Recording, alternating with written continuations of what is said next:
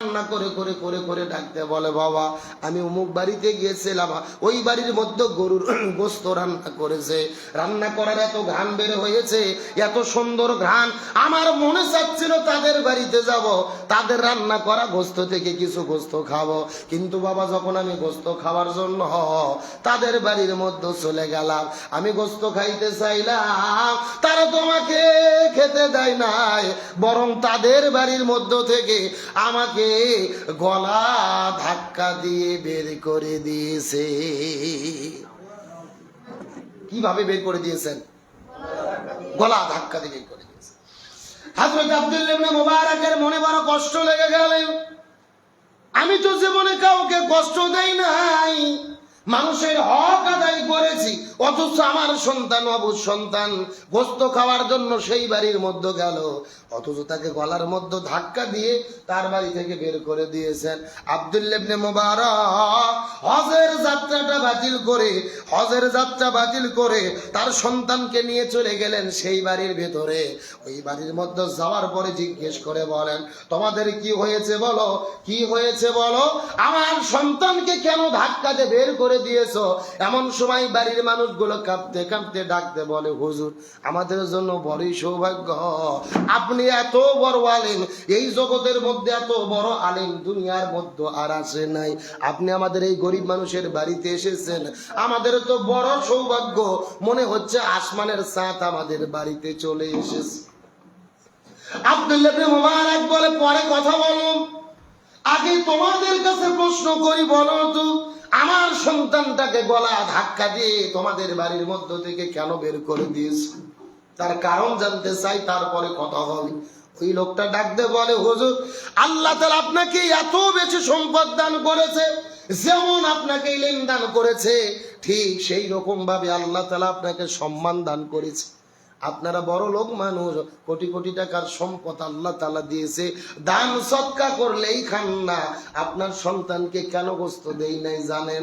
আজ থেকে 3 দিন আগ পর্যন্ত আমার বাড়ির মধ্যে কোনো খাবার ছিল না, কেমন করে সন্তানদেরকে খাওয়াবো?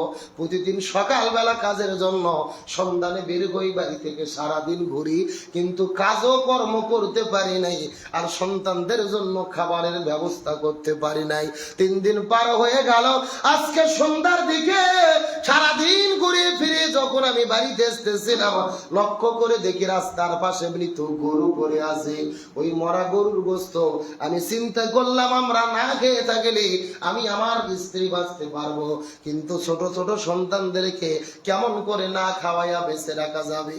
শুধুমাত্র তাদের জীবন বাঁচানোর জন্য ওই মরা গরুর গোস্ত ওখান থেকে কেটে এনেছে, আর এই গোস্ত রান্না করার সময় আপনার সন্তান খাওয়ার জন্য ঘরের মধ্যে এসেছিল। যেই মানুষ আপনারা দান সৎকার জিনিসই খান না, আর আপনার সন্তানটাকে আমি কেমন করে মৃত গরুর গোস্ত খাওয়াবো? হুজুর আপনি মন খারাপ করবেন না, মনে কষ্ট পাবেন না, মরা গরুর গোস্ত আপনার সন্তানকে খেতে দেই নাই, আর এটাই যদি আমার অন্যায় হয়, আপনি যেই শাস্তি দেবেন আমি সেই শাস্তি মাথা পেতে নিতে চাই। আব্দুল্লাহ ইবনে মুবারক শোনার পরে তার মনটা বড় ছোট হয়ে গেল। আব্দুল্লাহ ইবনে মুবারক বাড়ি থেকে বের হওয়ার পরে এক দৌড় দিয়ে তিনি বাড়ির মধ্যে চলে গেলেন। হজে যাওয়ার জন্য যেই টাকা পয়সাগুলো রোজগার করেছিলেন, জোগাড় করেছিলেন, ওই টাকা পয়সার থলেগুলো নিয়ে এক দৌড়ে গরিব মানুষের বাড়িতে চলে গেল। যাওয়ার পরে ডাক দে বলে, ভাই আমি এর আগেও কয়েকবার হজ করেছি, নফল করতে চেয়েছিলাম, দরকার নাই, এই টাকাটা তোমার কাছে রেখে দিলাম, তুমি হয় ভালো কোনো ব্যবসা করো যার মাধ্যমে তোমার পরিবার চালাতে পারবে, হালাল রুজি রোজগার করতে পারবে। আব্দুল্লাহ ইবনে মুবারক হজের যাত্রা বাতিল করে ওই টাকাটা গরিব মানুষকে তিনি দান করে দিলেন। এই রাষ্ট্রের গুনাহগারী মুসলমান গভীর মনোযোগ লক্ষ্য করুন। এই ঘটনা ঘটার কয়েকদিন পরে যখন হজের সময়টা পার হয়ে গেলেন, হজের টাইমটা পার হয়ে গেলেন, আব্দুল্লাহ ইবনে মুবারক যাদের সঙ্গে হজ করতে যেতে চেয়েছিল ওই বন্ধুগুলো হজ করে আসার পরে আব্দুল্লাহ ইবনে মুবারাককে ডাক দিয়ে বলে, এ আব্দুল্লাহ ইবনে মুবারাক, কি ব্যাপার তুমি বলো তো দেখি, হজ করার সময় তোমাকে দেখলাম আমাদের সাথেই তো তুমি হজ পালন করলে, অথচ আসার সময় তোমাকে কেন খুঁজে পেলাম না? তুমি কোন দিক দিয়ে একা একা বাড়িতে ফিরলে? আব্দুল্লাহ ইবনে মুবারাক বড় টেনশনের মধ্যে পড়ে গেলেন। এই পাগলগুলো বলে কি, আমি তো হজ করি নাই, হজের টাকা গরিবদেরকে দান করে দিয়েছিলাম। কিন্তু তারা বারবার বলে, এইমাত্র হজ করে এসেছে, মিথ্যা কথা বলবো না, আল্লাহর কসম করে বলি, আমরা যখন তাওয়াফ করতেছিলাম আমাদের সামনেই তোমাকে তাওয়াফ করতে দেখেছি, আমরা যখন সাই করতেছিলাম আমাদের সামনে তোমাকে সাই করতে দেখেছি, শয়তানকে যখন জামারাই কঙ্কর নিক্ষেপ করতেছিলাম তোমাকে সামনে কঙ্কর নিক্ষেপ করতে দেখেছি। আব্দুল্লাহ ইবনে মুবারকের টেনশনটা আরো বেড়ে গেল। পরের দিনে সকালবেলা টেনশন করতে করতে সকাল পার হয়ে, দুপুর পার হয়ে, দিন পার হয়ে যখন আপনার সন্ধ্যা ঘনিয়ে আসলো, রাতের বেলা ঘুম ধরে না, তিনি বিছানার মধ্যে টেনশন করতে থাকে। টেনশন করতে করতে কিছুক্ষণ পরে ঘুমের ভেতরে স্বপ্নের মধ্যে তিনি দেখতে পারে, ওই স্বপ্নের মধ্যে কে যেন তাকে দেখা দিলেন। ওই স্বপ্নের মধ্যে, স্বপ্নের ভেতরে কে যেন ডেকে ডেকে বলে, এ আব্দুল্লাহ ইবনে মুবারক, তুমি জানো নাকি তুমি যে হজে না গিয়ে তুমি দান করেছিলে, আল্লাহ রাব্বুল আলামিন এই দানের কারণে এত বেশি রাজি খুশি হয়ে গেছে। আল্লাহ তাআলা তোমার উপরে রাজি খুশি হয়ে রে ওই জান্নাতের মধ্য থেকে একটা ফেরেশতা নিয়োগ করে দিয়ে তোমার পক্ষ থেকে আল্লাহ হজ আদায় করে নিয়েছে। এর আশের মুসলমান গভীর মনোযোগ লক্ষ্য করুন। ফেরেশতা আব্দুল্লাহ ইবনে মুবারককে ডাক দিয়ে বলে, মুবারক, তুমি জেনে আরো খুশি হবে, শুধুমাত্র তোমার আকৃতি ধারণ করে আল্লাহ তাআলা ফেরেশতাদেরকে দিয়ে হজ করে নিয়েছেন, বিষয়টা তা নয়। এই বছর যত লক্ষ হাজী হজ করার জন্য কাবায় গিয়েছিল, ওই তোমার হজের ওসিলায় আল্লাহ ওই কয়েক লক্ষ হাজীর হজ আল্লাহ তাআলা কবুল করেছে। এর আশের মুসলমান, আমি আপনাদের বোঝানোর চেষ্টা করলাম, শুধুমাত্র প্রতি বছর হজ করবেন এর নাম ইসলাম নয়, এর নাম ইবাদত নয়। আপনার গ্রামের মানুষেরা না খেয়ে থাকবে, আপনি গরিব দুঃখীদের পাশে দাঁড়াবেন না। আপনি কুরবানির ঈদের দিনে 4টা করে গরু কুরবানি দেবেন, কুরবানির গোশতগুলো গরিবদের কাছে পৌঁছাবেন না। ঈদের দিনে লক্ষ টাকার মার্কেট আপনার পরিবারের জন্য করবেন, অথচ আপনার গ্রামের গরিব দুঃখীরা জামা কিনতে পাবে না। আপনি নিজে হাসি মুখে জীবন যাপন করবেন, অথচ আপনার গ্রামের সমাজের মানুষেরা দুঃখে কষ্টে থাকবে, আপনি খোঁজ নেবেন না। এর নাম ইবাদত নয়, এর নাম মুসলমান নয়। যদি মুসলমান হতে চান, আপনার সকলগুলো সামাজিক ইবাদত আদায় করে এই সকলের গরিব দুঃখীদের হক আদায় করতে হবে। এর নাম হল সামাজিক ইবাদত। আপনি পরিবারের সমাজের মানুষের হক আদায় করবেন না, তাদের দুঃখে সুখে আপনি পাশে দাঁড়াবেন না, এর নাম ইবাদত নয়। সমাজে কি হচ্ছে, রাষ্ট্রে কি হচ্ছে, দেশে কি হচ্ছে, সকল সম্পর্কে আমাদের ধারণা আছে না নাই? এই যে গত 16 বছর স্বৈরাচারী শাসন হলো, স্বৈরাচার হাসিনা পালিয়ে গেলেন, 2000 ছাত্র জনতা জীবন দিল, যার বিনিময়ে নতুন একটা স্বাধীনতা আমরা পেলাম। আজকে পুরো বাংলাদেশ মানুষগুলো 2 ভাগে বিভক্ত, সোশ্যাল মিডিয়া তোলপাড় যে আপনারা কি জুলাই সনদ চান নাকি চান না, এর পক্ষে নাকি নার পক্ষে, এমন একটা ঝড় চলতেছে। জুলাই সনদ বাস্তবায়নের জন্য গণভোট কে চায় কে চায় না, আপনি চান কি চান না, এই ব্যাপারে পুরো জাতি 2 ভাগে বিভক্ত, সোশ্যাল মিডিয়া তোলপাড়। কেউ বলতেছে আমি হার পক্ষে, কেউ বলতেছে নার পক্ষে, শুধুমাত্র একমাত্র দলীয় স্বার্থের কারণে। আমরা শহীদদের ভুলে গেছি, 2000 ছাত্র জনতা জীবন দিলেন। আজকে যদি এই জুলাই সনদ গণভোটের মাধ্যমে কার্যকরী ভাবে বাস্তবায়ন না হয়, 15ই আগস্টে বিপ্লবের মাধ্যমে যেই রকম বঙ্গবন্ধু হত্যা হওয়ার পরে এই মানুষগুলোকে বিপদ করে ফাঁসির দড়িতে ঝুলানো হয়েছিল, আজকেও যদি জুলাই সনদ না হয়, আইনি ভিত্তি দেওয়া না হয়, যেই ছাত্রগুলো জীবন দিয়ে আমাদেরকে নতুন স্বাধীন দেশ দিল, যারা রাজপথে নেমেছিল, এদেরকেও ভবিষ্যতে বিপদে পড়তে হবে।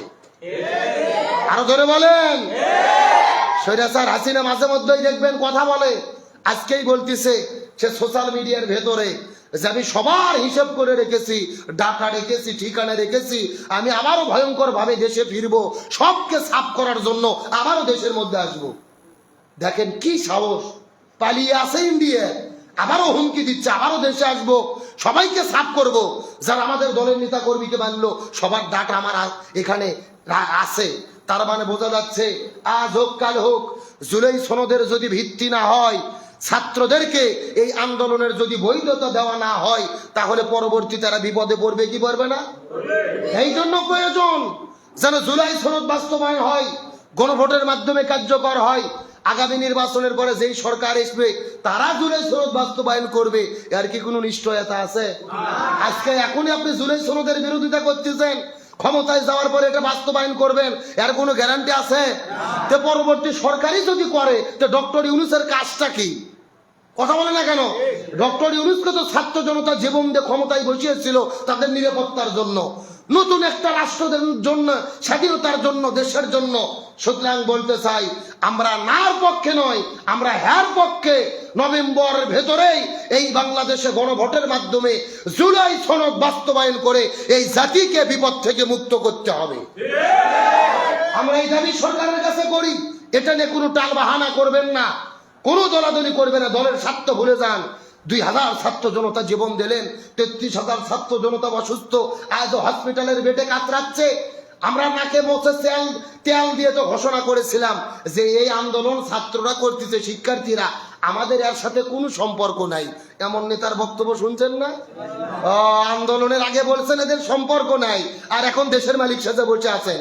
অতএব ছাত্রদের বিপদে ফেলবেন না, গাদ্দারি করবেন না। জুলাই সনদ বাস্তবায়নের গণভোটের যারা বিরোধিতা করবে তাদেরকে জাতি আর এই বিপ্লবীরা গাদ্দার হিসেবে চিহ্নিত করবে। সুতরাং সকলের বিপদে আমাদের পাশে দাঁড়ানোর দরকার আছে না নাই? বলতে চাচ্ছিলাম, ইবাদত কয় প্রকার? 5 প্রকার। ব্যক্তিগত ইবাদত, পারিবারিক ইবাদত, সামাজিক ইবাদত। আব্দুল্লাহ ইবনে মুবারক সামাজিক ইবাদত করে তার মর্যাদা বৃদ্ধি করে দিলেন কে? আমার বন্ধুগণ, মুসলমান ভাইরা, গভীর মনোযোগ লক্ষ্য করুন। আমি আপনাদের বেশি কষ্ট দেব না, ছোট্ট করে মেসেজ দেওয়ার পরে বিদায় নিয়ে চলে যাওয়ার চেষ্টা করব। এই আব্দুল্লাহ ইবনে মুবারক এত বড় একজন আলেম ছিলেন। কয়েকদিন পরে লক্ষ্য করে দেখা গেল আব্দুল্লাহ ইবনে মুবারক এই জমিনের মধ্য থেকে বিদায় নিয়ে চলে গেলেন। আল্লাহর ডাকে সাড়া দিয়ে আব্দুল্লাহ ইবনে মুবারক এই জমিনের মধ্য থেকে বিদায় নিয়ে চলে গেলেন। আব্দুল্লাহ ইবনে মুবারক রহমতুল্লাহ আলাইহি বিদায় নেওয়ার পরে ওই রাতের বেলা তার একজন বন্ধু ছিলেন, বন্ধুটা ঘুমের ঘরে স্বপ্নের মধ্যে লক্ষ্য করে দেখতে পারি রে, ওই আব্দুল্লাহ ইবনে মুবারক আপনার ওই জান্নাতের মধ্যে তিনি ঘুরে বেড়াইতেছে। এই দৃশ্য দেখার পরে তার মনের মধ্যে বড় আনন্দ লেগে গেলেন। ওই বন্ধুটা জিজ্ঞেস করলেন, আব্দুল্লাহ ইবনে মুবারক, আল্লাহ তোমাকে জান্নাত দিয়েছে, তুমি জান্নাতের মধ্যে ঘোরাফেরা করতেছো, বড়ই সৌভাগ্যের ব্যাপার, কিন্তু লক্ষ্য করে দেখি তোমার মনটা কেন খারাপ? তোমার মনটা কেন খারাপ? মনটা খারাপ করে থাকার কারণ কি বলো তো দেখি। আব্দুল্লাহ ইবনে মুবারক বলে, এ বন্ধু তুমি ভালোভাবে জেনে নাও, আমার মনটা খারাপ হওয়ার কারণ হলো আমি এই জান্নাতের মধ্যে এসেছি, আল্লাহ তাআলা আমাকে জান্নাত দিয়েছে, কিন্তু আমার বাড়ির পাশে একটা কামারের বাড়ি ছিল, আমি যেই দিন মারা গেছি একই দিনে কামারটাও মারা গেছে, কিন্তু আল্লাহ আমাকে যত বড় জান্নাত দিয়েছে তার চাইতে ডবল বড় জান্নাত আল্লাহ তাআলা ওই কামারকে দিয়েছে। আব্দুল্লাহ ইবনে মুবারককে আল্লাহ যত বড় জান্নাত দিয়েছে তার চাইতেও বড় জান্নাত দিয়েছে কাকে? আপনাকে কামার চেনেন না? যারা লোহা গলিয়ে দা বটি এগুলো তৈরি করে। আমার বন্ধুগণ, মুসলমান ভাইরা, গভীর মনোযোগ লক্ষ্য করুন। এই দৃশ্য দেখার পরে ঘুম ভেঙে গেলেন আলেমের ঘুম ভেঙে যাওয়ার পরে টেনশনের মধ্যে পড়ে গেলেন। কি এমন ঘটনা যার কারণে আব্দুল্লাহ ইবনে মুবারকের চাইতে কামারটাই বড় জান্নাত পেয়ে গেল? সকালবেলা ঘুম থেকে ওঠার পরে এই আলেমটা এক দৌড়ে চলে গেলেন ওই যে কামারের বাড়িতে। যাওয়ার পরে লক্ষ্য করে দেখে ওই বাড়ির মধ্যে তেমন কোনো মানুষ খুঁজে পাওয়া যায় না। ওই বাড়ির ভেতরে লক্ষ্য করে দেখতে পারেন ওই কামারের একজন স্ত্রী বসবাস করে। স্ত্রীকে ডাক দিয়ে বলে, ও চাচি, আপনার কাছে জানতে চাই, বলেন তো দেখি, আপনার স্বামী বিদায় নিয়ে চলে গেছে, তবে আপনার স্বামী জীবনের ভেতরে কি কি এমন আমল করলো যে আমল করার কারণে আল্লাহ আব্দুল্লাহ ইবনে মুবারকের চাইতে ডবল বড় জান্নাত আল্লাহ তাআলা তাকে দান করে দিয়েছে। স্ত্রী ডাকতে বলে, হুজুর, আমি মিথ্যা কথা বলবো না, আব্দুল্লাহ ইবনে মুবারকের জীবনের ভেতরে আমি তেমন কোন স্পেশাল আমল করতে দেখি নাই, তবে লক্ষ্য করে দেখেছি তার মধ্যে দুইটি স্পেশাল গুণ ছিল, যেই দুইটা গুণ আমি সরাসর অন্য কারোর মধ্যে দেখতে পারি না। এই দুইটা গুণের কারণে আল্লাহ হয়তোবা তাকে বড় জান্নাত দিতে পারে। এই লোকটা ডাকতে বলে, বলেন তো আপনার স্বামী কি দুইটি স্পেশাল আমল করেছে? এই কথা বলার পরে স্ত্রী ডাকতে বলেন, আমি লক্ষ্য করে দেখেছি আব্দুল্লাহ ইবনে মুবারক রাহমাতুল্লাহ আলাইহি তার বাড়ির পাশেই হলো আমাদের বাড়ি। আমরা লক্ষ্য করে দেখতে পেরেছি আব্দুল্লাহ ইবনে মুবারক এত বড় একজন আলেম ছিলেন। দিনের বেলা আল্লাহর ইবাদত করতেন, দিন কায়েমের আন্দোলন করতেন, জিহাদ করতেন। আবার রাতের বেলা বিছানার মধ্যে ঘুমাই না, বিছানার মধ্যে ঘুমাই না, ঘুম জেগে জেগে জেগে জেগে ওই ছাদের উপরে সারা রাত জেগে জেগে জেগে জেগে তিনি ইবাদত করতেন। কখনো কোরআনের তেলাওয়াত করতেন, আবার কখনো তিনি নামাজের জন্য দাঁড়িয়ে যেতেন। কিন্তু আমাদের পাশেই ছিল বাড়ি। আমার স্বামীর কাজ হলো কামারগিরি করা, আগুনের কাছে বসে বসে আগুনের নোহাগুলো গলে অস্ত্রগুলো তৈরি করা। কিন্তু দিনের বেলা প্রচন্ড গরমের কারণে আমার স্বামী দিনের বেলা কাজ করতে পারতো না রে। রাত যখন হয়ে যেত, একটু করে আবহাওয়া ঠান্ডা হতো, তখন ওই আগুনের মধ্যে লোহাগুলো গলে আমার স্বামী কাজ করত। কিন্তু রাতের বেলা আমার স্বামী কামারের কাজ করার জন্য ওই লোহার কাছে আগুনের কাছে যাওয়ার পরে যখন লক্ষ্য করে দেখতে পারতেন ওই যে ছাদের ওপরে ওই যে আব্দুল্লাহ ইবনে মুবারক কোরআনের তেলাওয়াত করে, ওই ছাদের ওপরে আব্দুল্লাহ ইবনে মুবারক নফল নামাজ আদায় করে। এই দৃশ্য দেখার পরে আমার স্বামী কান্না করে করে আল্লাহর কাছে ফরিয়াদ করে বলতেন, আল্লাহ তোমার কি নীলা খেলা, কাউকে রেখেছো 10 তলায়, আবার কাউকে রেখেছো 5 তলায়। আমি সারাদিন কাজ করতে পারি না, রাত জেগে জেগে জেগে জেগে কাজ করি পরিবারের মানুষের খাবারটা অর্জন করার জন্য। আমি শুধু কাজ করার লোক নয়, ও মাবুদ আল্লাহ, আপনি যদি আমাকে সম্পদ দান করতেন, আমি আব্দুল্লাহ ইবনে মুবারকের মতো রাত জেগে জেগে ইবাদত করতাম, কোরআনের তিলাওয়াত করতাম, রাতের বেলা তাহাজ্জুদ পড়তাম, নফল নামাজ আদায় করতাম। কিন্তু তুমি আল্লাহ আমাকে সুযোগ দাও নাই, তাকে সুযোগ দান করেছো। আমি কেমন করে ইবাদত করব? ইবাদত যদি করতে যাই আমি কাজ করতে পারবো না, পরিবারের মানুষের জন্য খাবার অর্জন করতে পারবো না। আল্লাহ তুমি কেমন খেলা খেলা দেখাইলি, আমাকে গরিব বানাইলে, তাকে বড় লোক বানাইলে। আমি এই জন্য রাত জেগে জেগে ইবাদত করতে পারি না। তবে আল্লাহ আপনার কাছে অনুরোধ করে বলি, ও মাবুদ, আপনার কাছে ফরিয়াদ করে বলি, যতটুকু ইবাদত আমি করতে পারি কাজের ফাঁকে ফাঁকে এর ওসিলা করে আপনি আল্লাহ আমাকে জান্নাতের মেহমান বানায়া দেবে। তার মানে বোঝা গেলেন এই আব্দুল্লাহ ইবনে মুবারকের আমল করা দেখে এই কামারটা মনে মনে আফসোস করতেন যে আল্লাহ যদি আমাকে টাকা পয়সা দিত, সম্পদ দিত, আমি যদি 10 বিঘা জমির মালিক হতাম, আমি তো রাত জেগে জেগে কামারের কাজ করতাম না। আব্দুল্লাহ ইবনে মুবারকের মতো জেগে জেগে সারা রাত ধরে আমি ইবাদত করতাম। তার মনের মধ্যে এই আশা, এই আফসোস, এই আশা এবং আফসোসে খুশি হয়েছেন কে? আমার বন্ধুগণ, মুসলমান ভাইরা গভীর মনোযোগ লক্ষ্য করুন। তার কারণ দুনিয়ার মধ্যে যে যত কষ্টের মধ্যেই থাকুক না কেন, আখিরাতের ময়দানে আমরা যদি জান্নাতের মেহমান হতে পারি, এর চাইতে বড় সফল আর কেউ হতে পারে কিন্তু একজন মানুষ শর্ত নাকি সফল নাকি ব্যর্থ এই বিষয়টা কিন্তু বোঝা যায় একজন মানুষের মৃত্যুর সময়কে অপেক্ষা করে। তার কারণ জান্নাতি ব্যক্তির মানুষের মৃত্যুর কিছু আলামত রয়েছে, আবার জাহান্নামী ব্যক্তির মৃত্যুরও কিছু আলামত। গভীর মনোযোগ লক্ষ্য করে বোঝার চেষ্টা করবেন। এই যে 2 দিন আগে বাংলাদেশের ভেতরে তাম পৃথিবীর মধ্যে কোরআন তেলাওয়াত করে যিনি বিশ্ব জয় করেছিলেন হাফেজ সাইফুর রহমান তকি, এই তকি সাহেব বিদায় নিয়ে চলে গেলেন। ছোট্ট মাত্র বয়স 25 বছর বয়সে তিনি জমিনের মধ্য থেকে বিদায় নিয়ে চলে গেলেন। যেই তকি সাহেব তাম পৃথিবীর ভেতরে 195টা দেশকে কোরআন তেলাওয়াত করে সব দেশকে তিনি হারিয়ে দিয়েছিলেন। বাংলাদেশের লাল সবুজের পতাকা তাম পৃথিবীর মধ্যে উড্ডীন করে দিয়েছিলেন। 25 বছর বয়সে ডেঙ্গু জ্বরে আক্রান্ত হয়ে গত 2 দিন আগে এই জমিনের মধ্য থেকে বিদায় নিয়ে চলে গেলেন। কিন্তু তার বাবা জানাজার আগে বক্তব্য দিয়ে ভাষণের মধ্যে তিনি বলেছেন, আমার মনে কোনো টেনশন নাই, তার কারণ আমি লক্ষ্য করে দেখেছি রে আমার সন্তান আল্লাহর জিকির করতে করতে জমিনের মধ্য থেকে বিদায় নিয়ে চলে গেছে। আমার সন্তানটা আল্লাহর জিকির করতে করতে দুনিয়া থেকে বিদায় নিয়ে চলে গেছেন। এই হসপিটালের মধ্যে ভর্তি হওয়ার পরে এত বেশি অসুস্থতাও সব সময় কষ্ট করে করে তিনি কোরআনের তেলাওয়াত করতে থাকে। যেদিন বিদায় নিয়ে চলে যাবে কানের কাছে আইসিইউতে লক্ষ্য করে যায় দেখি আল্লাহ আল্লাহ আল্লাহ আল্লাহ আল্লাহ আল্লাহ আল্লাহ তিনি জিকির করে। আমার নবী হাদিসের মধ্যে বলেন, মান কানা আখিরু কালামিহি লা ইলাহা ইল্লাল্লাহ দাখালাল জান্নাহ।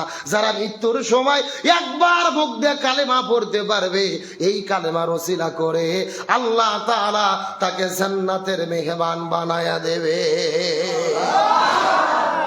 এটা তো সৌভাগ্যবানের মৃত্যু, এটা তো জান্নাতি মৃত্যু যে একজন ব্যক্তি কালেমা পড়তে পড়তে দুনিয়া থেকে বিদায় নিয়ে চলে গেছেন। এই হাফেজ তকির বাবা বলেছেন কতটা সবুর, কতটা ধৈর্য, চোখের মধ্যে কোনো পানি নেই, তিনি হাসতে হাসতে জানাজায় বক্তব্য দিচ্ছে, আপনার আমার সন্তানের জন্য কেউ কাঁদবেন না। কেন কাঁদবেন? আমার সন্তান জিকির করতে করতে দুনিয়া থেকে বিদায় নিয়ে চলে গেছেন, কালেমা পড়তে পড়তে দুনিয়া থেকে বিদায় নিয়ে চলে গেছেন। আমি আমার সন্তানটাকে নতুন করে জামাইয়ের মতো সাজিয়ে এনেছি তাকে জান্নাতে পৌঁছে দেওয়ার জন্য। একটা বাবার কতটা ইমানি শক্তি, যেমন বাবা তেমন ছেলে, কতটা ইমানের শক্তি। ছোট্ট সন্তান মারা গেছে, বাবা কাঁদে না, অথচ আমরা জানি দুনিয়ার ভেতরে সবচাইতে কষ্টের বিষয় হলো এটা যে জীবিত অবস্থায় বাবা মা থাকা অবস্থায় সন্তানের মৃত্যু। অথচ আল্লাহ কত সবুর তাকে দিয়েছে, কত ধৈর্য তাকে দিয়েছে। তাহলে বলতে চাচ্ছিলাম কালেমা পড়তে পড়তে মারা যাওয়া, কোরআন তিলাওয়াত করতে করতে মারা যাওয়া, নামাজ পড়তে এসে মারা যাওয়া, রোজা থেকে মারা যাওয়া, হজে গিয়ে মারা যাওয়া, সুনান আবু দাউদ শরীফের হাদিস অনুযায়ী এগুলো হলো জান্নাতি ব্যক্তির মৃত্যুর আলামত। জোরে বলেন সুবহানাল্লাহ। আর জাহান্নামী ব্যক্তির মৃত্যুর আলামত কি জানবেন না? এলাকার ভেতরে একটা মানুষ মারা যাওয়ার পরে এলাকার মানুষেরা তার জন্য কান্না করে দোয়া করবে, এটা জান্নাতি ব্যক্তির মৃত্যুর আলামত। কিন্তু কোনো মানুষ মারা যাওয়ার পরে এলাকার মানুষ যদি কষ্ট না পেয়ে আরো খুশি হয়, তখন কি বুঝবেন? এটা জাহান্নামী ব্যক্তির মৃত্যুর আলামত। এই যে বাংলাদেশের গত 16 বছর স্বৈরাচার করেছেন স্বৈরাচার হাসিনা, গতকালকে হঠাৎ করে ফেসবুকে ছড়িয়ে পড়লো যে উনি দিল্লিতে মারা গেছে। ফেসবুকে এমন একটা খবর দেখেছিলেন না? সবাই মিলে ফেসবুকে ছেড়ে দিয়েছে, যদিও খবরটি সঠিক নয়, গুজব। তারপরও শেখ হাসিনা মারা গেছে এই খবর প্রচার করে অনেক আনন্দে নাচানাচি শুরু করছে। এখান থেকে রাসূলের হাদিস মনে পড়ে গেল, একটা ব্যক্তির মৃত্যুর খবর শুনে মানুষ যদি আনন্দিত হয়, এলাকার মানুষ যদি বলে ও মরে ভালো হয়েছে, লোকটা খারাপ ছিল, এগুলো হলো জাহান্নামী ব্যক্তির মৃত্যুর আলামত। আল্লামা সাঈদী মারা গেলেন বাংলাদেশে, 13 বছর জেলে বন্দি রেখে হসপিটালে ভর্তি করে ইনজেকশনের সিরিজে বিষ ঢুকায়া আল্লামা সাঈদীকে তারা হত্যা করে শহীদ করে দিয়েছিল। তামাম বাংলাদেশের কোটি কোটি মানুষ তার জন্য কেঁদেছে, তার জন্য রোজা থেকে দোয়া করেছে। তামাম পৃথিবীর মানুষ তার জন্য কেঁদেছে, আসমান কেঁদেছে, জমিন কেঁদেছে। হত্যা করে কোনো লাভ হয় নাই। আল্লামা সাঈদীর মৃত্যুর পরে কোটি জনতা কেঁদে কেঁদে দোয়া করার মাধ্যমে প্রমাণ করেছে তারটা হলো জান্নাতি ব্যক্তির মৃত্যুর আলামত। অথচ আমরা মারা যাই, মানুষ খুশির কারণ হয়। আমার প্রিয় বন্ধুগণ, মুসলমান ভাইরা গভীর মনোযোগ লক্ষ্য করুন। এই জন্য একজন কবি বলেছেন, তুমি যদি সফল হতে চাও, যেদিন তুমি এসেছিলে ভবে, কেঁদেছিলে তুমি, হেসেছিল ভুবন। যদি সফল জীবন গঠন করো, এমন জীবন তুমি করিবে গঠন, মরণে হাসিবে তুমি, কাঁদিবে ভবন। আপনার আমার জীবনটা যেন এইভাবে গঠন করতে পারি, যেদিন এই গ্রাম থেকে আমরা দুনিয়া থেকে বিদায় নিয়ে চলে যাব, এলাকার মানুষেরা চোখের পানি ফেলে ফেলে আমাদের জন্য দোয়া করবি। কিন্তু আমরা যদি এমন জালেম শাসক হই, এই গ্রামের মধ্যে মানুষের সঙ্গে এমন খারাপ ব্যবহার করি, মানুষের হক নষ্ট করি, আর আমার মৃত্যুর পরে মানুষের যদি খুশির কারণ হয়, এটা কিন্তু জান্নাতি ব্যক্তির মৃত্যু নয় রে, এটা জাহান্নামী ব্যক্তির মৃত্যুর আলামত হয়ে যেতে পারে। আর মানুষের কাছ থেকে আমরা যদি দোয়া পাইতে চাই, মানুষের সঙ্গে ভালো ব্যবহার করার দরকার আছে না নাই? এই যে মানুষের সঙ্গে ভালো ব্যবহার করবেন, সালাম দেবেন, হাসি মুখে কথা বলবেন, এটাও হলো আপনার জন্য সামাজিক ইবাদত। হাসি মুখে কথা বলেন, এটাও ইবাদত। সুন্দর ব্যবহার করেন, এটাও ইবাদত। রাস্তার মধ্যে থেকে কষ্টদায়ক কাঁটা আবর্জনা সরিয়ে দেন, এটাও ইবাদত। শুধু নামাজ রোজা হজ যাকাত ইবাদত নয়, জীবনের প্রতিটি পরতে পরতে জীবন চলতে গিয়ে ইসলামের বিধান যেখানে আছে, ওই বিধান মেনে চলার নাম কি? আপনি পায়খানা করতে যাবেন, বাম পায়ে ঢুকবেন, ডান পাতে বের হবেন। আবার ঘুমাতে যাবেন, তার একটা দোয়া আছে। ঘুম থেকে উঠবেন, তার একটা দোয়া আছে। স্ত্রীর সঙ্গে প্রেম ভালোবাসা মেলামেশা করবেন, তারও একটা দোয়া আছে না নাই? তার মানে জীবনের এমন কোন জায়গা নাই যেখানে ইসলামের সিস্টেম নাই। সুবহানাল্লাহ বলেন। আর সকল জায়গায় ইসলামের তরিকা মেনে চলার নাম কি? ইবাদত। আমার বন্ধুগণ, মুসলমান ভাইরা গভীর মনোযোগ লক্ষ্য করুন। আমি আপনাদেরকে বুঝানোর চাইছিলাম, ওই যে কামার জান্নাতের মধ্যে গেলেন আর বড় জান্নাত পাইলেন কয়টা কারণে? ভুলে গেছেন নাকি? দুইটা গুণ স্বামীর মধ্যে দেখেছে। স্ত্রী কান্না করে করে বলে, হুজুর আমি আমার স্বামীর মধ্যে দুইটা গুণ লক্ষ্য করে দেখেছি। এক নম্বর গুণ হলো, আব্দুল্লাহ ইবনে মুবারক যখন ইবাদত করতেন, বন্দেগী করতেন, তখন দেখে দেখে তিনি আফসোস করে আল্লাহর কাছে দোয়া করতেন, আল্লাহ আপনি যদি আমাকে সুযোগ দিতেন, আমিও তো তার মতো ইবাদত করতাম, কিন্তু যেহেতু ইবাদত করতে পারি না, আমি কাজ করে আমার পরিবারের জন্য হালাল রুজি রোজগার করি। এ বন্ধু মুসলমান ভাইরা, ফজর নামাজ পড়ার পরে ঘুম পাড়ার নাম ইবাদত নয়, বরং নামাজ পড়ে পরিবারের জন্য উপার্জনের কাজ করাও আপনার জন্য ইবাদত। এ কাজ করা কি? হালাল রুজি রোজগারের জন্য কাজ করবেন, সেটাও ইবাদত। আল্লাহর হুকুম, যখন তোমাদের নামাজ শেষ হয়ে যায় জমিনে ছড়িয়ে পড়ো, হালাল রুজি রোজগার করো। তার মানে বোঝা গেল হালাল রুজি রোজগার করা কি? আমার বন্ধুগণ, মুসলমান ভাইরা গভীর মনোযোগ লক্ষ্য করুন। সময় কম, আমি আপনাদের আর বেশি ব্যাখ্যা দেবো না, তবে মেইন টপিক আপনাদের একটা মেসেজ দিয়ে বিদায় নিয়ে চলে যেতে চাই। স্ত্রীটা কান্না করে করে বলেন, এক নম্বর দেখতাম আফসোস করতে, আর দুই নম্বর দেখেছি আমি লক্ষ্য করি, যখন তিনি হাতুড়িতে কাজ করতেন, উপর দিকে হাতুড়িটা উঠাইয়া ওই গুলন্ত লোহাগুলোকে পিটাইয়া পিটাইয়া তিনি কাজ করতেন। কিন্তু যখন মসজিদের ভেতরে হঠাৎ করে মুয়াজ্জিন সাহেব নামাজের আজান দিয়ে দিত, আল্লাহু আকবার বলার সঙ্গে সঙ্গে তার এই যে হাতের মধ্যে যে হাতুড়িটা ছিল, যদি মাথার উপরে থাকতো, যদি সামনের দিকে হেলিয়ে থাকতো, সামনের দিকে হাতুড়িটা ফেলে দিতেন। যদি মাথার উপরে পেছন দিকে হালানো থাকতো, পেছন দিকে হাতুড়িটা ফালাইয়া দিতেন। সঙ্গে সঙ্গে তিনি মসজিদে গিয়ে 5 ওয়াক্ত নামাজ তিনি জামাতে আদায় করেছে। এ মুসলমান ভাইরা গভীর মনোযোগ লক্ষ্য করুন। আল্লাহ কাউকে 40 বিঘা জমির মালিক করেছেন, কাউকে বা চাকরি দিয়েছেন, কাউকে বা ব্যবসা দিয়েছেন। আবার কিছু কিছু মানুষ আছে দরিদ্র, মানুষের বাড়িতে কাজ করে করে খান, বেশি ইবাদত বন্দেগী করতে পারেন না, কিন্তু এতটুকু আমল করেন। আপনার বেশি সারা রাত জেগে জেগে ইবাদত করার কোনো দরকার নাই। যখন ফরজ নামাজের আজান হয়ে যাবে, আপনি নামাজটা জামাতে মসজিদে আদায় করার চেষ্টা করবেন। স্ত্রী ডাকতে বলে, আমার স্বামী আজানকে এতটা গুরুত্ব দিত, মাথার উপরে যদি হাতুড়ি থাকতো, পেছন দিক থেকে হালানে থাকলে পেছন দিকে হাতুড়িটা ফেলে দিত, সামনে হাতুড়ি থাকলে সামনের দিকে হাতুড়িটা ফেলে দিত, এক দৌড়ে চলে যেত মসজিদে, নামাজ আদায় করে এসে আবারও কাজ করত। এই দুইটা কাজের কারণে আমার মনে হয় আল্লাহ তাআলা আমার স্বামীর উপরে এত বেশি রাজি খুশি হয়ে গেছে। আল্লাহ আব্দুল্লাহ ইবনে মুবারকের চাইতে বড় জান্নাত দান করেছে। এক রাজশাহী গোদাগাড়ির মুসলমান, এই জন্য আপনাদের দুবাই হাত দিয়ে অনুরোধ করে বলে যায়, গরিব হয়েছেন, সারাদিন মানুষের বাসায় কাজ করতে হয়, চাকরি করতে হয়, কাউকে বা রিক্সা ভ্যান চালাইতে হয়, অন্যান্য জায়গায় ডিউটি করতে হয়, সারাদিন রাত ইবাদত করতে পারেন না। তবে যারা যারা বেশি বেশি ইবাদত করে তাদের ইবাদত দেখে সম্মান করেন, মনে মনে আফসোস করেন, আর আল্লাহর কাছে দোয়া করেন, আল্লাহ আমি যতটুকু সময় পাই ততটুকু ইবাদত করি। আল্লাহর ডাকে সাড়া দিয়ে আজানের সাথে সাথে 5 ওয়াক্ত নামাজ যদি জামাত আদায় করতে পারেন, ওই যে বড় আলেম আব্দুল্লাহ ইবনে মুবারক প্রতি বছর হজ আদায় করতেন, আল্লাহ যদি চাই তার চাইতেও আল্লাহ বড় জান্নাত আপনাদেরকে দান করতে পারে। আপনি সারাদিন ইবাদত করতে পারেন না, যতটুকু সময় পান ততটুকুই কাজে লাগান। আবার অনেকে অজুহাত দেয়, হুজুর চাকরি করি, কাজ করতে নামাজ সময় মতো পড়তে পারি না। আপনি জহুর পড়তে পারেন না, ডিউটি করেন, আসর পারেন না, তাহলে আপনার ফজরের জামাত কেন হয় না? কথা বলে না কেন? আপনি ফজরেতে বাড়িতে ঘুম পারেন, তারপরে মসজিদে আসেন না, তার মানে বোঝা যায় এটা হলো অজুহাত। জোরে বলেন কি হাত? এই জন্য বলতে চাই আমার ভাইরা, সামাজিক ইবাদত করেন।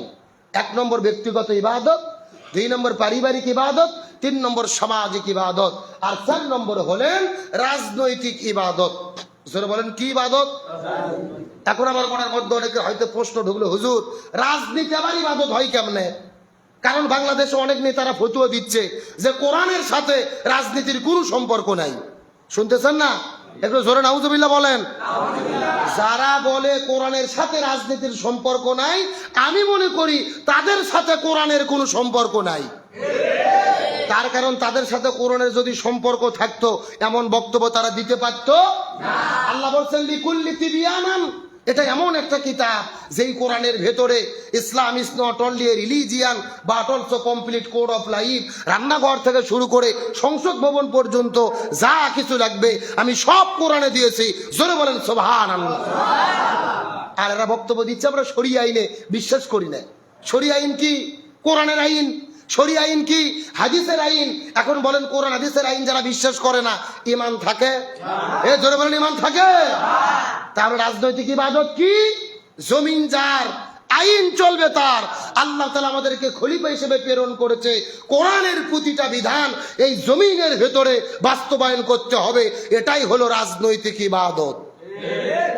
এখন আপনি ব্যক্তিগত ইবাদত করেছেন, পারিবারিক ইবাদত করেছেন, সামাজিক ইবাদত করেছেন, কিন্তু রাষ্ট্রীয় পর্যায়ে যদি রাজনৈতিক ইবাদত কোরআনের বিধান না থাকে তাহলে আমরা কখনো মুমিন হতে পারবো না। এই সমাজ আপনাকে বাধ্য করবে অন্যায় করতে। যেমন ইসলামের বিধান আপনাকে রাস্তার ডান দিক দিয়ে হাঁটতে হবে, কিন্তু প্রশ্ন করি আপনি যখন রাস্তা দিয়ে হেঁটে যান কোন দিক দিয়ে হাঁটেন? কথা বলে না কেন? ওই যে ব্রিটিশ 200 বছর আগে আইন দিয়ে গেছে বাংলাদেশে, রাস্তার বাম সাইড দিয়ে যাও, আমরা বাম সাইড দিয়েই যাই। একদিন যদি কোরআনের বিধান মেনে ডান সাইডে যান 10 মিনিটে চলতে পারবেন না, তার আগে ইন্নালিল্লাহ। কথা কন না গা? তাহলে আপনি আমি ডান দিক দিয়ে গেলেই সোয়াব হচ্ছে আল্লাহর বিধান, আমরা বাম দিক দিয়ে যাচ্ছি কারণ রাষ্ট্রীয় পর্যায়ে ইসলাম নাই, আইন নাই। এটা হচ্ছে রাজনৈতিক ইবাদত। ইকামতে দ্বীনের কাজ করা, দিন বিজয়ের কাজ করা, কোরআনের বিধান জমিনে প্রতিষ্ঠিতর কাজ করা, এটার নাম হলো রাজনৈতিক ইবাদত। আজকে আমরা ব্যক্তিগত ইবাদতে খুবই পটু, পারিবারিক ইবাদত অনেকে পালন করি, সামাজিক ইবাদত পালন করি, কিন্তু রাজনৈতিক ইবাদত আমরা পালন করতে গভীর মনোযোগ ভালো করে বোঝার চেষ্টা করেন। অথচ যার রাজনৈতিক ইবাদত নাই তার সমস্ত ইবাদত বরবাদ হয়ে যাবেন। লক্ষ্য করুন, আমার নবীজি রমজান মাসে 16 দিন রোজা রেখেছে। জোরে বলেন কয়দিন? কথা বলেন। আমার কথা বলে সবাই বুঝতেছেন না। চাচা মুরব্বী গুলো চাই আছে, একটা জবান খুলতেছেন, ব্যাপার কি?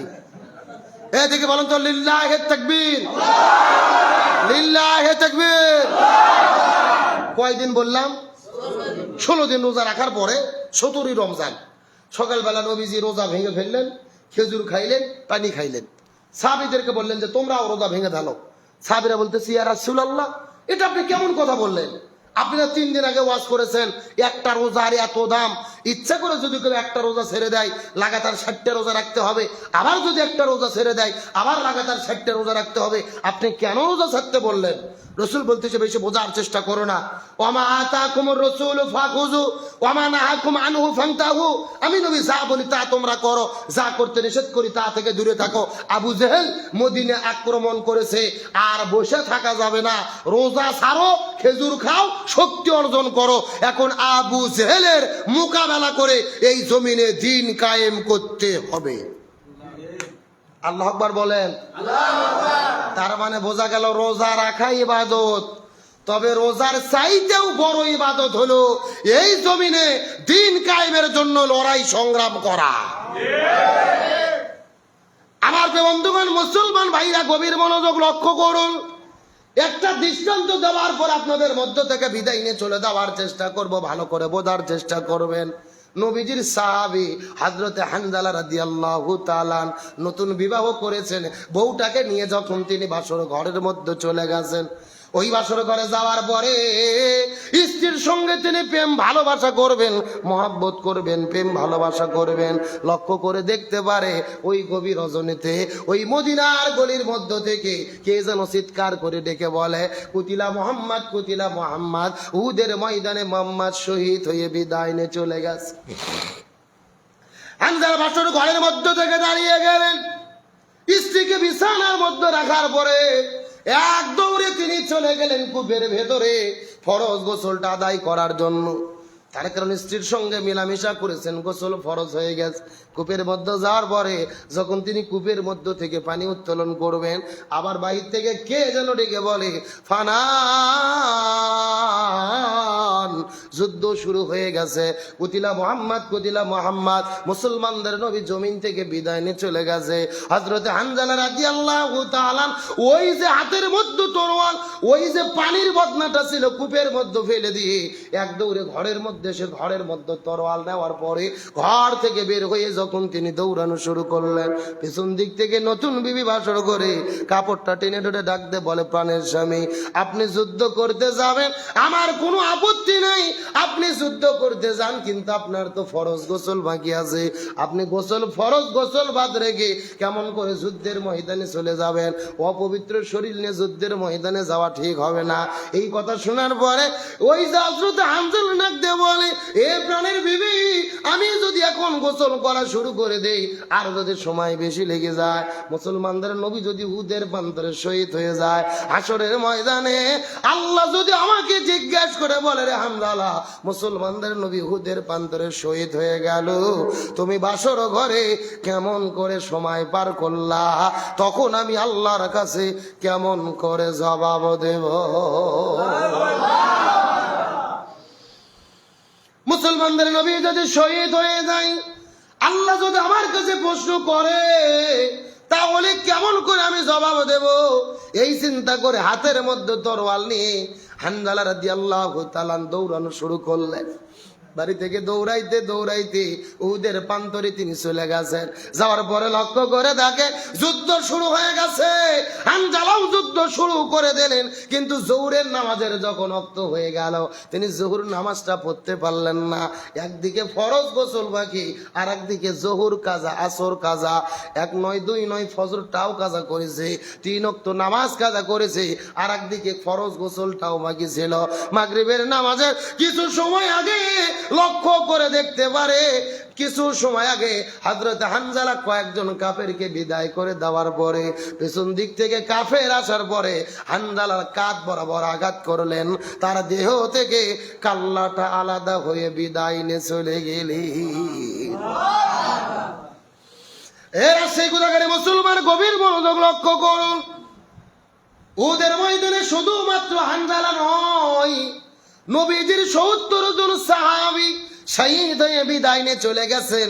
আজকেও যারা মক্কা মদিনায় হজ উমরা করার জন্য যাবেন, উহুদের ময়দানে লক্ষ্য করে দেখবেন উহুদ পাহাড়ের পাদদেশে একই জায়গার ভেতরে ৭০ জন সাহাবীকে কিন্তু কবরস্থ করে রাখা হয়েছে।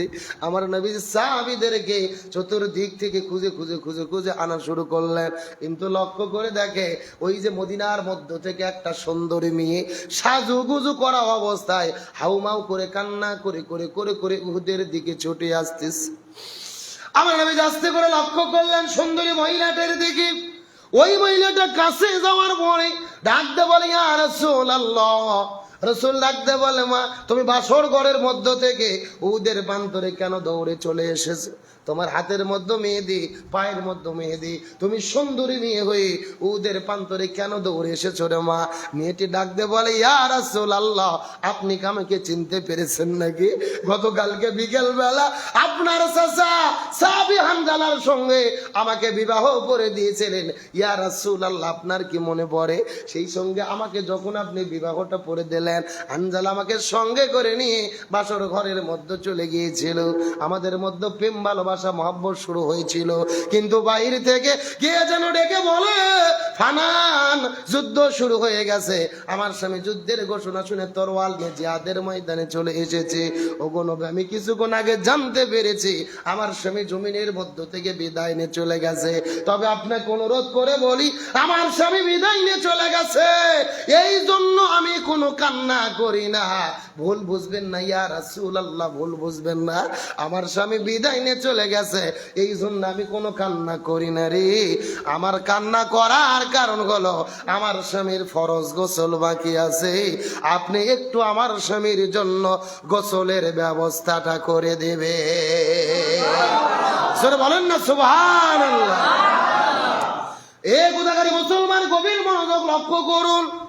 ইমানের শক্তি কাকে বলে, পাওয়ার কাকে বলে? আমার স্বামী জমিন থেকে বিদায় নিয়ে চলে গেছে, এই জন্য কোনো কান্না করি না। আমার কান্না করার কারণ আমার স্বামীর ফরজ গোসল লাগে। আপনি একটু আমার স্বামীর জন্য গোসলের ব্যবস্থাটা করে দে। নবী সাহাবীদেরকে ডেকে বললেন, তোমরা খুঁজে বের করো সাহাবী হানজালার ফরজ গোসল বাকি, গোসল না দিয়ে তাকে কবরের মধ্যে দেওয়া যাবে না। হানজালার লাশ খোঁজা শুরু হয়ে গেল। হানজালার লাশটা খুঁজে পাওয়া যায় কিনা, আর জানাজা কবর হয় কি না হয়। আলোচনাটা কি আর মিনিট 10 চলবে? আলোচনা কি চলবে নাকি কষ্ট হচ্ছে আপনাদের? কারা কারা চলবে হাত তোলেন তো দেখে। লিল্লাহে তাকবীর, লিল্লাহে তাকবীর। আল্লাহ তাআলা আজকের মাহফিলকে কবুল করুক, বলেন আমিন। আমি শুনতে পারলাম ফজর পর্যন্ত, মারহাবা। শুনেন, আমি শুনতে পারলাম আপনাদের ছাদে নাকি মহিলারাও আছে।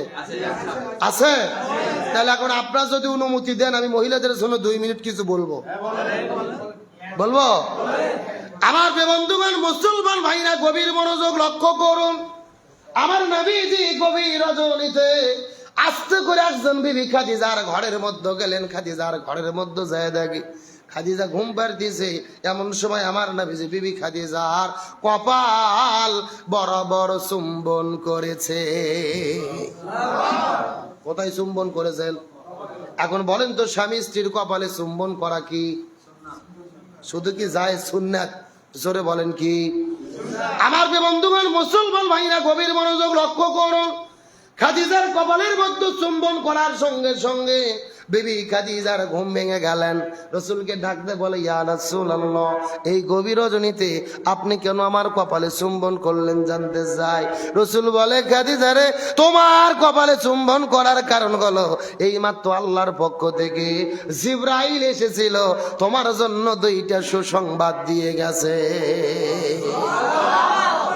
খাদিজা মুস্কি মুস্কি হাসা শুরু করলেন।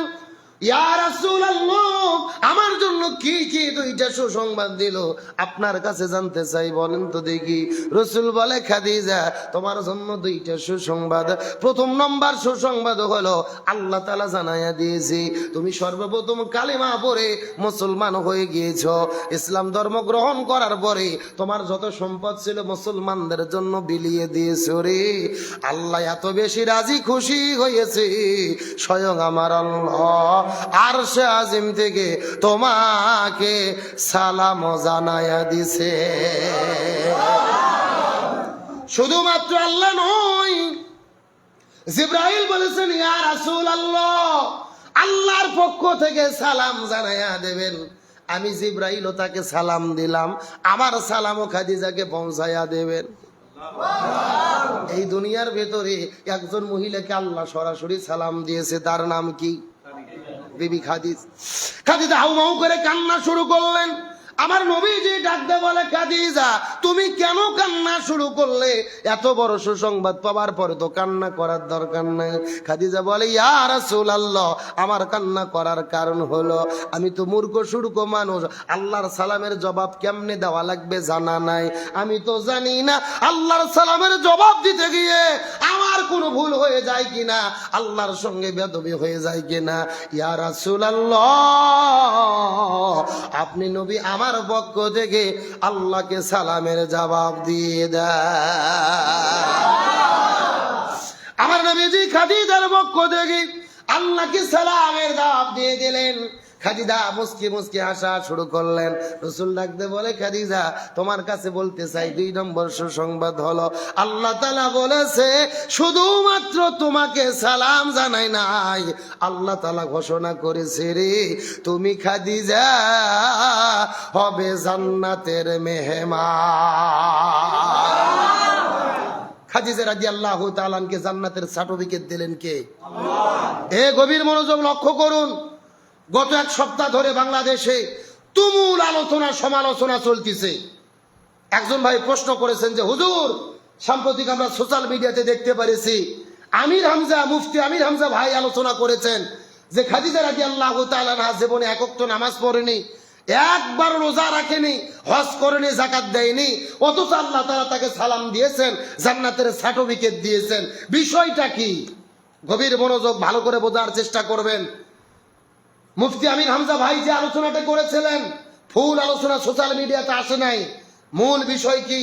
খাদিজা রাদিয়াল্লাহু তাআলা আনহাকে আল্লাহ সালাম দিয়েছেন, জান্নাতের সার্টিফিকেট দিয়েছেন। এক ওয়াক্ত ফরজ নামাজ পড়েনি, রোজা রাখেনি, হজ করেনি, যাকাত দেয়নি, কথা সত্য। তার কারণ হলো খাদিজা রাদিয়াল্লাহু তাআলা আনহা আম্মা জান যখন মারা যায় তার মৃত্যুর আগে এই বিধানগুলো নাজিলই হয়নি।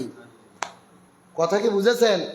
এই বিধানগুলো তখনও ফরজ হয় নাই, নাজিল হয় নাই। তাহলে তখনও যদি নাজিল না হয়ে থাকে তখন কোন আদায় করেছে? গভীর মনোযোগ, বিভ্রান্ত হবেন না। নামাজ আপনার ফরজ হয়েছে মিরাজের রজনীতে। খাদিজা রাদিয়াল্লাহু তাআলা আনহা যে বছর বিদায় হয় সেই বছর রাসূল মিরাজে গিয়েছেন, তারপরে মিরাজ থেকে নামাজ এনেছেন। রোজা ফরজ হয়েছে 2য় হিজরিতে, হজ ফরজ হয়েছে 4র্থ হিজরিতে, পর্দা ফরজ হয়েছে 8ম হিজরিতে। তার মানে বোঝা গেল যেগুলোর কথা বলা হচ্ছে নামাজ, রোজা, হজ, যাকাত, এগুলো খাদিজা রাদিয়াল্লাহু তাআলা আনহা বেঁচে থাকা অবস্থায় ফরজ ছিল না। তাহলে তখন তিনি পালন করবে কেমনে?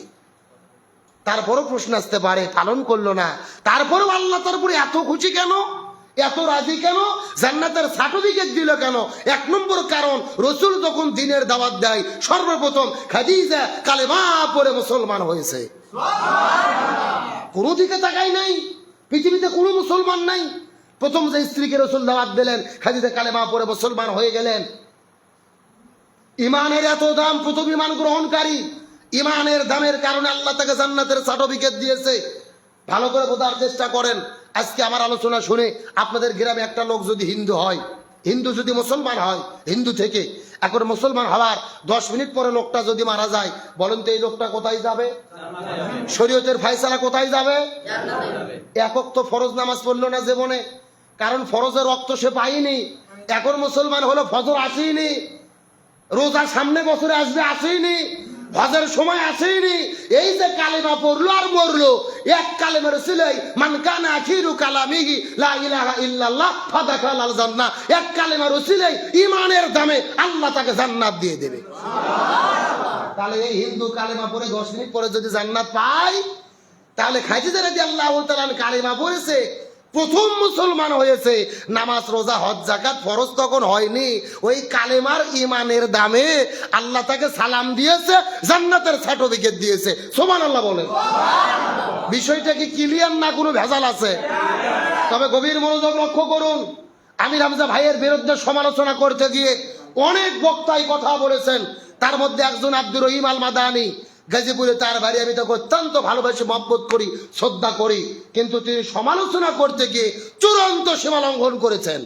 তিনি বলেছেন যে আমির হামজা গাঞ্জাখোর বক্তা, ডেট এক্সপায়ার হয়ে গেছে, মাথা ঠিক নাই, তারেক মনোয়ার পাগলা, মুফতি আমির হামজা গাঞ্জাখোর, জাহেল বক্তা, ইচ্ছা মতো বক্তব্য দিয়ে জাতিকে বিভ্রান্ত করেছে। অথচ উনি বিরোধিতা করতে গিয়ে উনি আবার 2 দিন আগে বক্তব্য দিতে গিয়ে বলেছেন যে খাদিজা রাদিয়াল্লাহু তাআলা আনহা আল্লাহর স্ত্রী।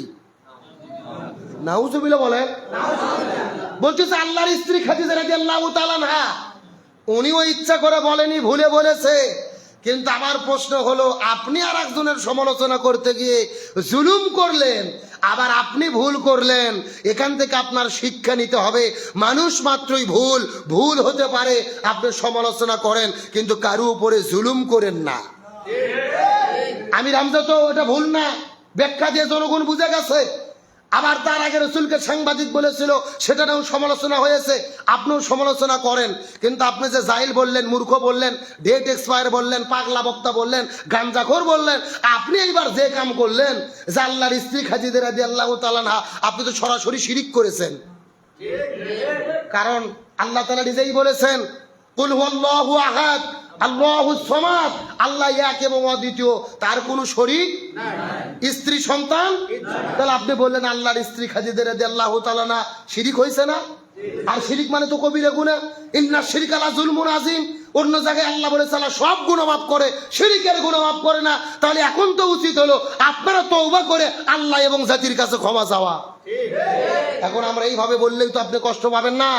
আমরা কাদা ছড়াছড়ি করতে চাই না। আদম আলাইহিস সালাম যদি একটা ভুল না করতো, পৃথিবীতে আমাদের আশা লাগতো? মানুষ মাত্রই তো ভুল, আমাদের ভুল হতেই পারে। আমরা ভুল হবে তওবা করব, আল্লাহর কাছে ক্ষমা চাবো, জাতির মধ্যে বিভ্রান্ত হলে ক্ষমা চাবো।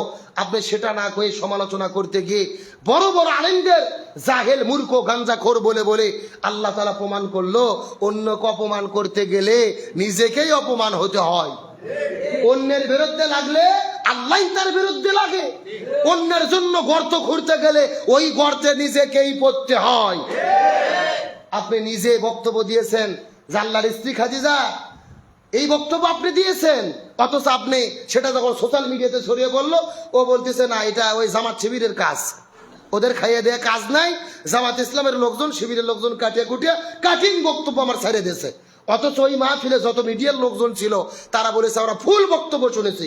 উনি প্রথমে ভুলে বলেছে যে আল্লাহর স্ত্রী খাদিজা রাদিয়াল্লাহু তাআলা, তারপরে বলেছেন আল্লাহর নবীর স্ত্রী খাদিজা রাদিয়াল্লাহু তাআলা আনহা। তার মানে তখনই তিনি ভুল বুঝতে পেরে আবার সমাধান করেছেন। এখান থেকে আমরা তাকে বলতে চাই, ভাই কাদা ছুরি বাদ দেন। বাংলাদেশের যে প্রেক্ষাপট তৈরি হয়েছে, ওই ফতুয়াবাজি, ওই দলাদলি বাদ দেন। বাংলাদেশের ইমানদার মুসলমান আমরা যদি এইবার একতাবদ্ধ হতে পারি, এই বাংলার জমিনে কোরআন বিজয় হবে ইনশাআল্লাহ। এই জন্য আমাদের একতাবদ্ধ হতে হবে। আর আমরা সেটা না করে পারস্পরিক এই আর একজন কাফের, আর একজন কাফের, আর একজন বলতেছে তোদের আকীদাই নেই, মানে যা তাই। আমরা কার দোষ দেবেন? বাংলাদেশের সাধারণ লোকজনের অত দোষ নাই। আমরা হুজুররা গুতগুতি করে ইসলামের 12টা বাজাইয়া দিছি। ভালো করে বলবেন, 1 গ্লাস দুধের মধ্যে যদি মশা মাছি পড়ে, আপনাকে দুধ ফেলে দেন না মশা মাছি ফেলে দিয়ে দুধ খান?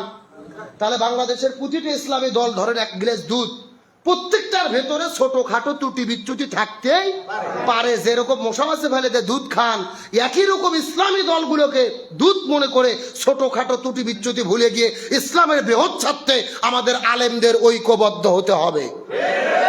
আর আলেমরা যদি আমরা ঐক্যবদ্ধ হতে পারি, সাধারণ মানুষ আমাদের পক্ষে থাকবে ইনশাআল্লাহ। কিন্তু আপনি দুধের গিলাস বাদ দিয়ে মদের বোতলের দিকে দৌড়বেন আর মাথার টুপিতে ফতুয়াবাজি করবেন, এগুলো মুনাফিকি ছাড়া কিছু হতে পারে না। আল্লাহ তাআলা জাতিকে হেদায়েত দান করুক, বলেন আমিন। তাহলে বলতে চাচ্ছিলাম, খাদিজা রাদিয়াল্লাহু তাআলা কে জান্নাতের সার্টিফিকেট দিয়েছেন কে? আল্লাহ। আমার বন্ধুগণ, মুসলমান ভাইরা গভীর মনোযোগ লক্ষ্য করুন। খাদিজা রাদিয়াল্লাহু তাআলা কে রাসূল ঘোষণা করে দিলেন, খাদিজা আল্লাহ তাআলা তোমাকে জান্নাতের মেহমান বলে ঘোষণা করেছে। এই কথা শোনার পরে খাদিজা মুস্কি মুস্কি হাসা শুরু করলেন। রাসূল বলে, খাদিজা রে, তুমি কেন মুস্কি মুস্কি হাসতেছো বলো তো দেখি। খাদিজা বলে, ইয়া রাসূলুল্লাহ, আল্লাহ তাআলা আমাকে জান্নাতের মেহমান বলে ঘোষণা করেছে, এর চাইতে বড় শান্তির বিষয় কিছু হতে পারে না। রাসূল বললেন, খাদিজা একবার তুমি বলো তো, তুমি জান্নাতের মধ্যে যাবা কথাটা সত্য, কিন্তু জান্নাতের ভেতরে জান্নাতি নারীদের সর্দারনি কে হবে বলো তো। খাদিজা ডাক দিয়ে বলে, ইয়া রাসূলুল্লাহ, আমি সর্বপ্রথম কালেমা পড়ে মুসলমান হয়ে গেছি, আমার যত সম্পদ ছিল ইমানদার মুসলমানদের জন্য দান করে দিয়েছি, আল্লাহ আমার উপরে রাজি খুশি হয়ে গেছে, আমাকে জান্নাতের সার্টিফিকেট দিয়েছে, আমি জান্নাতি নারীদের সর্দারনি হব। আল্লাহ ডাক দিয়ে বলে, খাদিজা তুমি বড় ভুল ভেবেছো, তুমি জান্নাতের মধ্যে যাবা এই কথাটা সত্য, কিন্তু তুমি জান্নাতি নারীদের সর্দারনি হতে পারবা না। তার কারণ হলো জান্নাতি নারীদের যিনি সর্দারনি হবে তোমার পেটের মেয়ে খাতুনে জান্নাত ফাতেমা। জান্নাতি নারীদের সর্দারনি হবে নাম কি? ফাতেমা। জোরে বলেন নাম কি? ফাতেমা। আরো জোরে। আপনারা তো ঠিকই সুবহানাল্লাহ বললেন, কিন্তু খাদিজা কি সুবহানাল্লাহ বলেছে? বলে নাই। তার কারণ তার মন খারাপ, আমি হব শুধু জান্নাতি, আর আমার মেয়ে পেটের মেয়ে ফাতেমা এ হবে জান্নাতি নারীদের সর্দারনি। খাদিজার মনটা বড় খারাপ হয়ে গেলেন।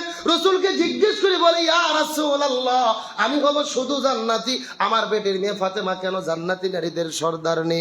রাসূল ডাকতে বলে, খাদিজা রে, তোমার পেটের মেয়ে ফাতেমা জান্নাতি নারীদের সর্দারনি হবে এমনিতে হবে না, এর পেছনে কারণ হলো দুইটা। জোরে বলেন কয়টা? দুইটা। আরো জোরে। দুইটা। এই কারণ দুইটা কি কি জানার দরকার আছে না নাই? আমি অবশ্যই বলবো। তার কারণ আপনাদের দরকার না থাকলেও মহিলাদের দরকার, তাদের জন্য বলবো।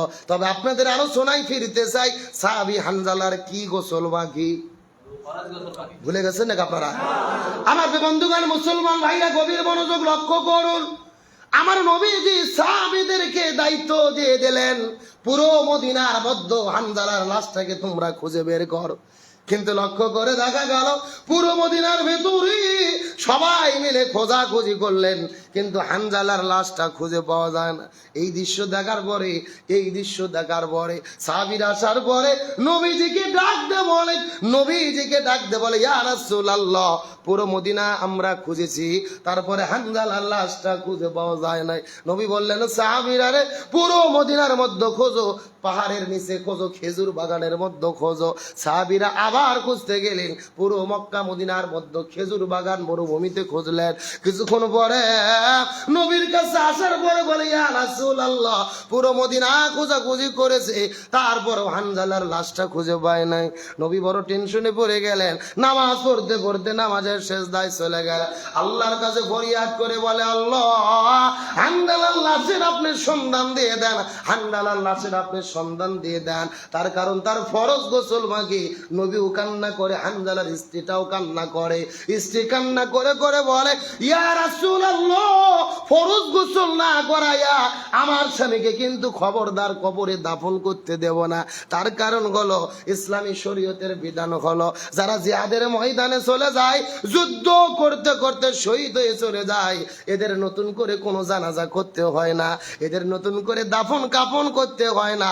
আল্লাহ বলেছে, ইয়া রাসূলুল্লাহ, যেই মানুষগুলো যুদ্ধ করতে গিয়ে জিহাদের ময়দানে রক্ত দিয়ে জীবন দিয়ে শাহাদাত বরণ করে জমিনের মধ্য থেকে বিদায় নিয়ে চলে যাবে, এই মানুষগুলোকে রক্ত মাখা জামা দিয়ে আপনি কবরের মধ্যে দাফন করে দেবেন। এই মানুষগুলো রক্ত মাখা জামা নিয়ে হাসরের ময়দানে আল্লাহর কাছে শহীদদের কাতারে দাঁড়ায়া যাবে। আমি নবী না চিনিলাম কি ভুল করিলাম, আমি নবী না চিনিলাম কি ভুল করিলাম, ভস্মে ঢালিলাম ঘি,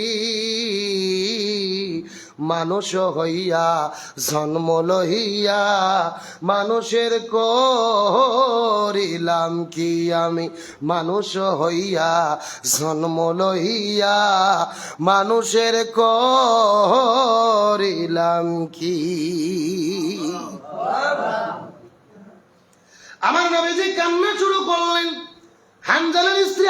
করে কান্না করেন। নবীজি কিছুক্ষণ পরে আকাশের দিকে তাকিয়ে লক্ষ্য করে দেখতে পারলেন কোথায় থেকে যেন ঝিরঝির ঝিরঝির করে বৃষ্টি পড়া শুরু করে দিয়েছে। নবীর টেনশন আরো বেড়ে গেল, আকাশের মধ্যে মেঘ নেই, কোথায় থেকে বৃষ্টি পড়ে। নবী কান্না করে করে দোয়া করে, আল্লাহর পক্ষ থেকে জিবরাইল আসার পরে বলে, ইয়া রাসূলুল্লাহ, আপনি টেনশন করবেন না, হলডিল হবেন না, মনের মধ্যে কষ্ট নেবেন না, দয়া করে কোনো টেনশন করার প্রয়োজন নাই।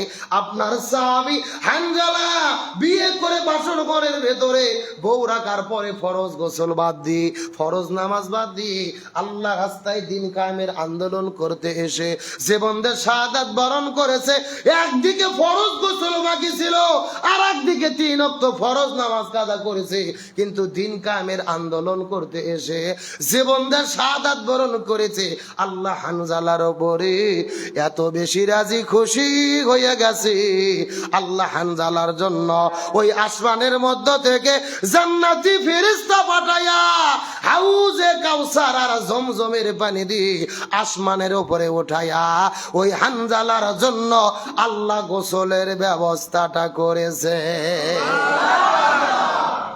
এরা সেই গুনাহগারের মুসলমান কি বুঝলেন? একদিকে ফরজ গোসল বাকি আর একদিকে 3 ওয়াক্ত ফরজ নামাজ কাজা করেছে, কিন্তু দিন কায়েমের আন্দোলন করার কারণে, রাজনৈতিক ইবাদত করার কারণে আল্লাহ তার উপরে এত খুশি, জান্নাতি ফেরেশতা দিয়ে গোসলের ব্যবস্থা করে দিয়েছে।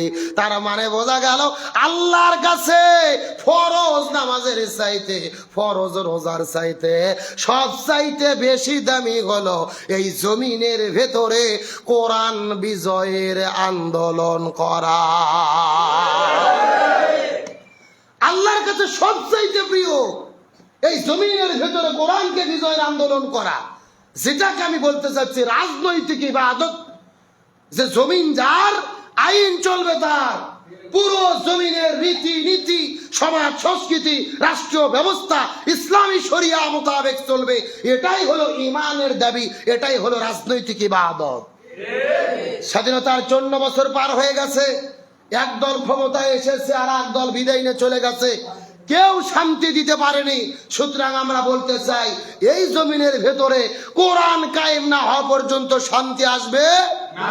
সুতরাং এই বাংলার জমিনে কোরআন কায়েম হয়ে কোরআন দিয়ে বাংলাদেশ পরিচালিত হোক, এটাকে আমরা চাই। কারা কারা চাই? দুটো হাত আল্লাহকে তুলে দেখান, লিল্লাহি তাকবীর।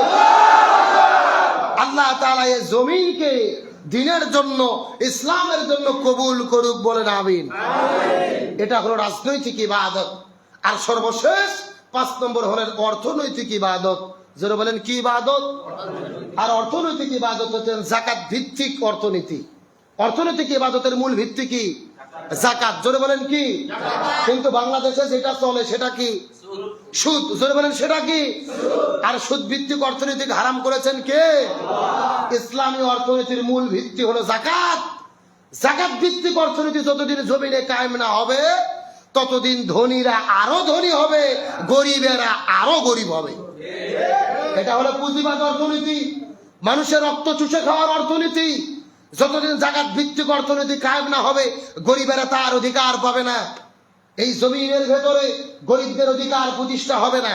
এখন অনেকেই গুজব ছড়াচ্ছে আগামীতে বাংলাদেশ ইসলামপন্থীরা যদি ক্ষমতায় যায় মুসলমানেরা তো যাকাত দেবে, হিন্দুরা কি দেবে? এদের জিজিয়া কর দিয়ে থাকতে হবে, হিন্দুদের ভয় দেখাচ্ছে। এমন কিছু বাটপার আছে না নাই? হিন্দুদের বলতেছে খুবই সাবধান, ইসলামের পক্ষে ভোট দিও না, তোমাদের কিন্তু জিজিয়া দিতে হবে। এখন জিজিয়া শুনে ভয় তো লাভ ধরছে, কে রে জিজিয়া কি? সোজা কথা ভালো করে বোঝেন, ডাবু দিয়ে খাওয়াও যা, হাত দিয়ে খাওয়াও তা। আমরা বাংলাদেশে বসবাস করি, সরকারকে ট্যাক্স দেই কি দেই না? আপনি যে সাবান কেনেন 20 টাকা, তারও 2 টাকা সরকার পায়। লুঙ্গি কেনেন 500 টাকা, 50 টাকা সরকার পায়। আপনি তেল কেনেন 200 টাকা লিটার, 10 টাকা সরকার পায়। প্রত্যেকটা জিনিসের ভেতরে সরকারকে ট্যাক্স দেই।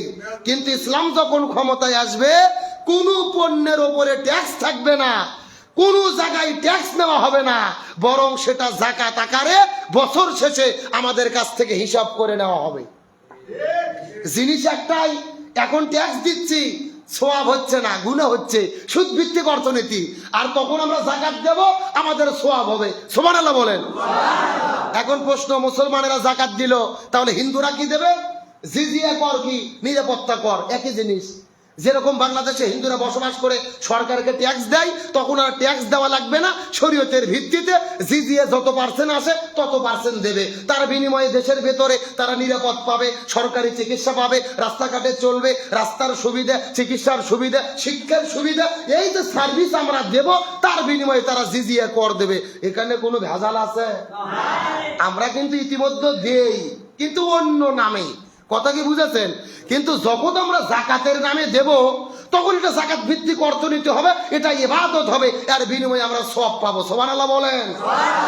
তার মানে বোঝা গেল যাকাত ভিত্তিক অর্থনীতি জমিনে বাংলাদেশে কায়েম না হওয়া পর্যন্ত গরিবেরা আরো গরিব হবে, ধনীরা আরো ধনী হবে। এটা হচ্ছে রক্ত চুষে খাওয়ার অর্থনীতি। আর যাকাত যখন কায়েম হয়ে যাবে জমিনের ভেতরে, কোনো গরিব খুঁজে পাওয়া যাবে না, সবাই সবার অধিকার পাবে। চিৎকার করে বলেন সুবহানাল্লাহ। আমার বন্ধুগণ, মুসলমান ভাইরা গভীর মনোযোগ লক্ষ্য করুন। সময় কম, আমি ব্যাখ্যা দিতে পারবো না, তবে ছোট্ট করে একটা উদাহরণ আপনাদেরকে দিয়ে বিদায় নিয়ে চলে যেতে চাই। হযরত ওমর ফারুক রাদিয়াল্লাহু তাআলা অর্ধ পৃথিবীর খলিফা, খেলাফত পরিচালনা করতেছে। ওমর ফারুকের জামানায় একজন মানুষ যাকাতের টাকা দেবে, বস্তার মধ্যে যাকাতের টাকা নিয়ে এক সপ্তাহ ধরে পুরো মক্কা মদিনার মধ্যে ঘোরাঘুরি করেছে। যাকাত দেবে এমন লোক সে খুঁজে পায়। এক সপ্তাহ ধরে ঘোরাঘুরি করার পরে এই লোকটা লক্ষ্য করে দেখতে পারলেন, ওই যে বট গাছের নিচে একটা পাগলের মতো লোক শুয়ে আছে, যার মাথার মধ্যে বস্তা। ওখানে যাওয়ার পরে বলেছেন, আলহামদুলিল্লাহ, আমি মনে হয় যাকাত দেওয়ার মতো লোক খুঁজে পেলাম। ওই লোকটাকে দেখার পরে প্রথম লোক সালাম দিয়েছে, আসসালামু আলাইকুম। ওই লোকটা লাফ দুটে বলতেছে, নাউজুবিল্লাহ। কি বলেছে? কে সালাম দিলাম, তোমাকে সালামের জবাব দিতে হবে। ও বলতেছে, সালামের জবাব পরে দেব। এই যে মাথার তলে আমার বস্তা দেখতেছো, এই বস্তার মধ্যে যাকাতের টাকা রে। এক নয়, দুই নয়, আমি 1 মাস ধরে ঘোরাঘুরি করেছি, এই যাকাতের টাকা দেওয়ার মতো লোক খুঁজে পাই না। জোরে বলেন না সুবহানাল্লাহ। তার মানে বোঝা গেল, যাকাত যখন কায়েম হবে, কোনো গরিব থাকবে না। আপনারা হিসাব করে দেখেন তো, আপনাদের এই যে গ্রাম, 100 জন যদি বড় মানুষ মানে সম্পদশালী লোক থাকে, গরিব মানুষ সর্বোচ্চ হলে 20 জন। কথা বলে না কেন? এখন এই বাকি 100 জন হিসাব করে বছর শেষে যদি যাকাতের টাকা ওই 20 জনক বুঝে দিত, ওরা গরিব থাকতো? ইসলাম এটাই চাই, কেউ গরিব থাকবে না।